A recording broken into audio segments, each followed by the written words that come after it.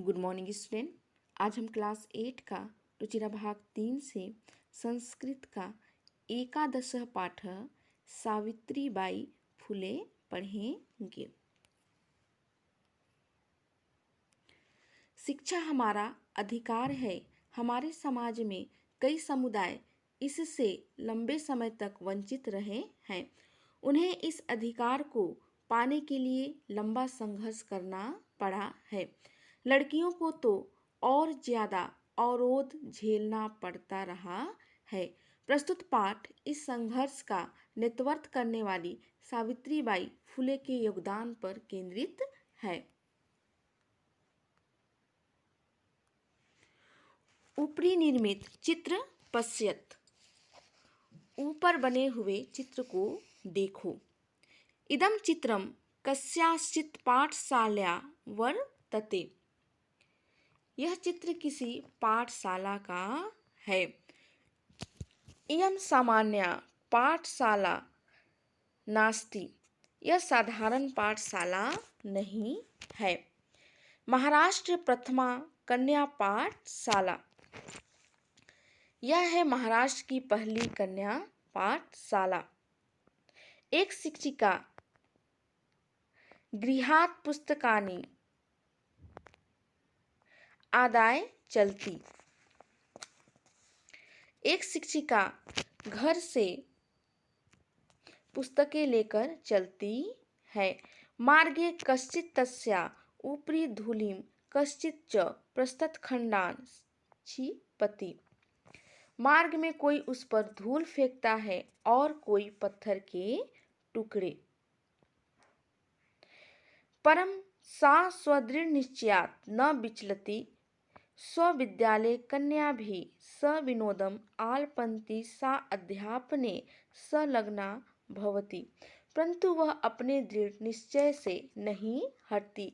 अपने विद्यालय में बालिकाओं से हंसी मजाक से बातें करते हुए वह उन्हें पढ़ाने में लगी रहती है।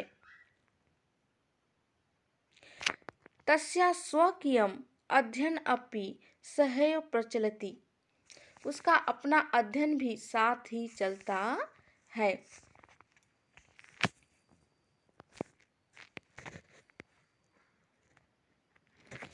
अपि युमिमां महिलां जानीत। एवमेव महाराष्ट्रस्य प्रथमा महिला शिक्षिका सावित्रीबाई फुले नाम धेया। कौन है ये महिला? क्या तुम सब इस महिला को जानते हो? यह ही महाराष्ट्र की प्रथम महिला शिक्षिका जिसका नाम सावित्रीबाई फुले है। जनवरी मासस्य तृतीये दिवसे 1831 तमे ख्रीस्ताब्दे महाराष्ट्रस्य नायगांव नाम्नि स्थाने सावित्री अजायत। जनवरी महीने के तीसरे दिन सन 1831 ईस्वी में महाराष्ट्र के नायगांव नामक स्थान पर सावित्री जन्मी। तस्या माता लक्ष्मीबाई पिता च खंडोजी इति अभिहितो। उसकी माता का नाम लक्ष्मीबाई तथा पिता खंडोजी थे। 9 वर्षदेशा सा ज्योतिबा फुले महोदयेन परिणीता। 9 वर्ष वाली वह ज्योतिबा फुले महोदय से ब्याही गई। सो अपि तदानीं 13 वर्षकल्पः एव आसीत्। वे भी तब 13 वर्ष के ही थे। योते ही सः स्त्री शिक्षिक्या प्रबल समर्थकः आसीत्। अतः सावित्र्या मनसि स्थिता अध्ययनाभिलाषा उत्सम प्राप्तवती। क्योंकि वह स्त्री शिक्षा के प्रबल समर्थक थे, इसलिए सावित्री के मन में स्थित अध्ययन की अभिलाषा स्रोत को पा गई। इतः परं सा संग्रहम् आंग्ल भाषाया अपि अध्ययनं कृतवती। इससे पहले उसने आग्रह पूर्वक आंग्ल भाषा का अध्ययन भी किया।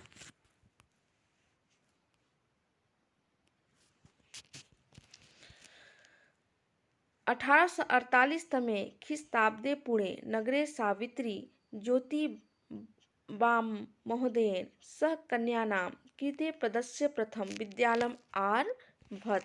सन 1848 ईस्वी में पुणे नगर में सावित्री ने ज्योतिबा महोदय के साथ कन्याओं के लिए प्रदेश का पहला विद्यालय प्रारंभ किया। आरभत माने होता है प्रारंभ किया। तदानीं सा केवलं 17 वर्षीया आसीत्। तब वह केवल 17 वर्ष की थी। 1851 तमे ख्रीस्ताब्दे अस्पृश्यत्वात् तिरस्कृतस्य समुदायस्य बालिकानां कृते पृथक्तया तया अपरः विद्यालयः प्रारब्धः। सन 1851 ईस्वी में छुआछूत से तिरस्कृत समुदाय के बालिकाओं के लिए उसने अलग से विद्यालय आरंभ किया।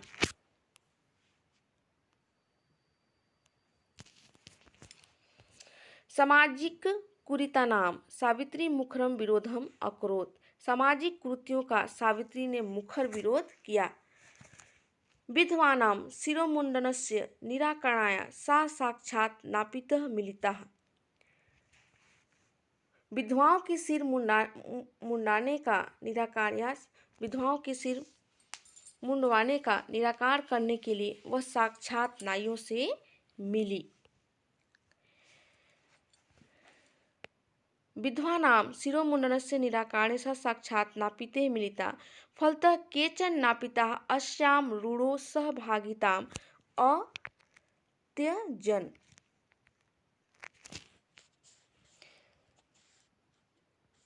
परिणामतः कुछ नाइयों ने इस रूढ़ि का साथ छोड़ दिया।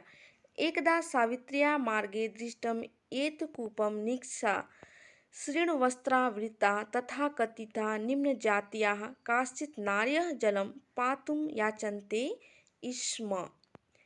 एक बार सावित्री ने मार्ग में देखा कि कुएं के पास फटे पुराने कपड़े में लिपटी तथाकथित निम्न जाति की कुछ नारियां जल पीने के लिए मांग रही थी। उच्चवर्गीयाः उपहासं कुर्वन्तः।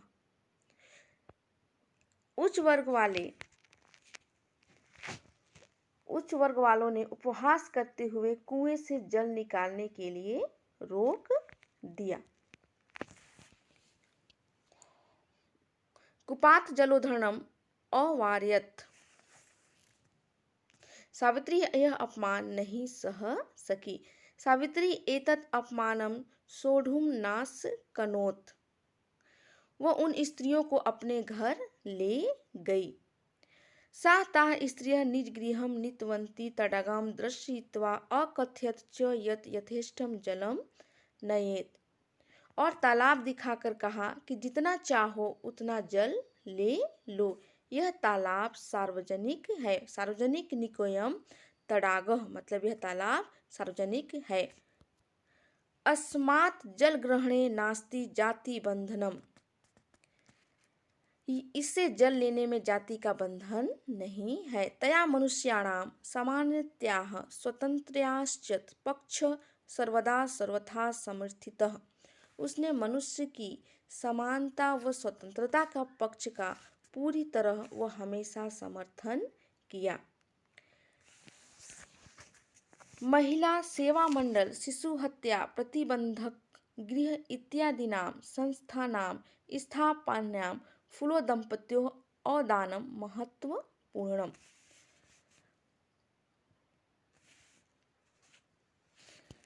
महिला सेवा, शिशु हत्या प्रतिबंधक गृह इत्यादि संस्थाओं की स्थापना में फूले दंपति का महत्वपूर्ण योगदान है। सत्य शोधक मंडलस्य गतिविधिषु अपि सावित्री अतीव सक्रिया आसीत्। सत्यबोधक मंडल की गतिविधियों पर भी सावित्री अत्यधिक सक्रिय थी। अस्य मंडलस्य उद्देश्यम् आसीत् उत्पीड़ितानां समुदायानां स्वाधिकारान् प्रति जागरणम् इति। इस मंडल का उद्देश्य था सताए हुए समुदायों को अपने अधिकारों के लिए जागृत करना। सावित्री अनेकाः संस्था प्रशासन कौशलेन संचालितवती। सावित्री ने अपने प्रशासन कौशल से अनेक संस्थाओं का संचालन किया। दुर्भिक्ष काले, प्लेग काले च सा पीडिताजनाम् अश्रान्तम् अविरतं च सेवाम् अकरोत्। अकाल और प्लेग के समय उसने पीड़ित लोगों की बिना थके सेवा की। सहायता सामग्री व्यवस्थाएं सर्वथा प्रयासम अकरोत्। सहायता सामग्री की व्यवस्था के लिए भरसक प्रयास किया। महारोग प्रशासकालीन सेवारता सा स्वयं असाध्य रोगेण ग्रस्ता 1897 तमे ख्रीस्ताब्दे निधनम गता। महामारी फैलने के समय सेवा में लगी हुई वह स्वयं असाध्य रोग से ग्रस्त होकर 1897 ईस्वी में स्वर्गवासी हो गई। अर्थात महारोग जिस समय फैली हुई थी और उसमें असाध्य रोग से ग्रस्त होकर उनका भी मृत्यु हो गया। साहित्य रचनाएं अपि सावित्री महीयते। साहित्य रचना में भी सावित्री आगे हैं।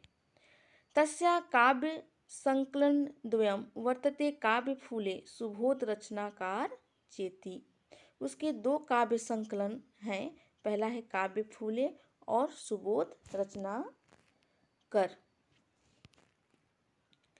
भारत देशे महिलो उत्थानस्य गहना अवबोधाय सावित्री महोदया जीवनचरितम् अवश्य अध्येतव्यम्। भारत देश में महिलाओं के उत्थान की गहन जानकारी के लिए सावित्री महोदया के जीवन चरित्र का अध्ययन अवश्य करना चाहिए। इस पाठ से संबंधित यहाँ हम कठिन शब्दार्थ देख लेते हैं। आदाय, आदाय में सोता है लेकर, प्रस्तुत खंडान मने पत्थर के टुकड़ों को, सभी नोदम मने हंसी मजाक के साथ, आलपंती मने बात करती हुई, अजायत मने पैदा हुई, अभिहितो मने कहे गए हैं, परिणीता मने ब्याही गई, और स्पृश्यत्या मने छुआछूत के कारण, प्रारब्ध मने आरंभ किया, प्रताड़नशीला नाम मने प्रताड़ित करने वाली। आगे देखते हैं। निराकरणाय दूर करने के लिए, रूढ़ो मने रूढ़ी में या रिवाज में, शीर्ण, शीर्ण मने फटा पुराना चिथड़ा, पातु मने पीने के लिए, सोढ़ू मने सहने में, उत्पीड़ितानाम मने सताए गए का, अश्रांतम मने बिना थके हुए, महीयते मने बढ़ चढ़ के, पदबद्धम मने कविता के रूप में, गहना व बोधाय मने यहाँ पे संधि विच्छेद किया गया है, गहन धन और बोधाय मतलब गहराई से समझने के लिए। यह पाठ आपको अच्छे से समझ में आ गया होगा। Okay, thank you.